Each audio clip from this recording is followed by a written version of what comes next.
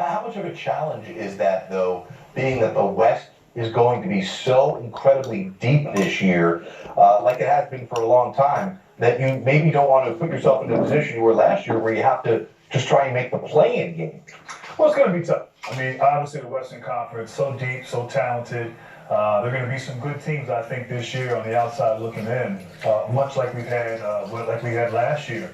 And you want to keep pace, and that's the challenge. That's going to be the problem. And look, even when Klay Thompson does come back, let's say he comes back at Thanksgiving, Right. and a month into the season, well, he's still got to work off that rust. Right. It will be almost 2.5 years where he hasn't played. And trust me, as someone who's missed time during my days, it takes time, but as you have consecutive days, consecutive weeks, consecutive months of health, the basketball part always comes back.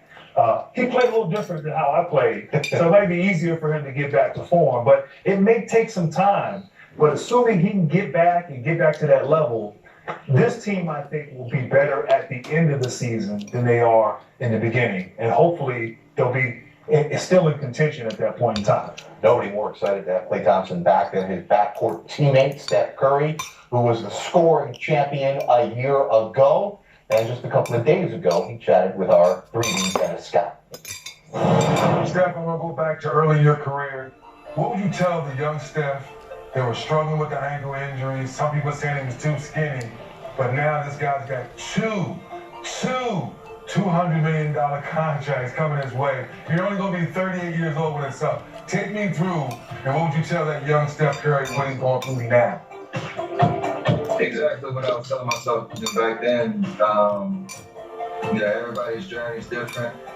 You have to embrace the things that you can control in this league. I mean, that's a life principle too, but also just stay at the present. And, when I was going through that stuff, I wasn't counting anybody else's money. I was, happy to have a little bit of security in this league, what I was making, and the opportunity to just focus on being healthy and being out there and being available every night.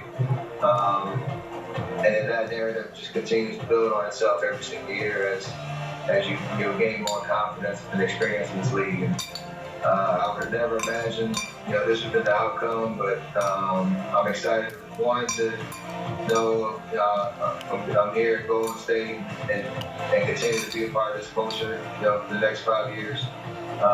But also just how blessed I am to be able to play basketball at this level, the things that it's brought me and my family. So I'm always going to stay in the moment. I'm always going to stay positive. But it is amazing to have that clarity on what the next 5 years look like. How good can you guys be when everyone's finally healthy? I mean, everybody says it, but we really believe we're a championship caliber team. It's tough to sit at home and watch the playoffs last year. Always compare yourself to this team to that team, and now free to see the trap and all that. Try to figure out what it's going to take to get back to that level. But we understand we have experience. We have our core. We have our young guys that are extremely talented and have amazing upside and work ethic that hopefully can provide a lot for us this year. But the perfect recipe is put all that together. Things go your way toward the end of the season where you're confidently in that conversation, and you take it from there. When we get to the playoffs, we know we're a tough team to beat, and we just want to be in that conversation so that we can kind of ride the wave from there. All right, Steph. Last year you averaged 32 points. You took 12.7 threes a game. That's not enough. Talk to me now. Shoot or shoot. I mean, what have we been working on this year to average 35?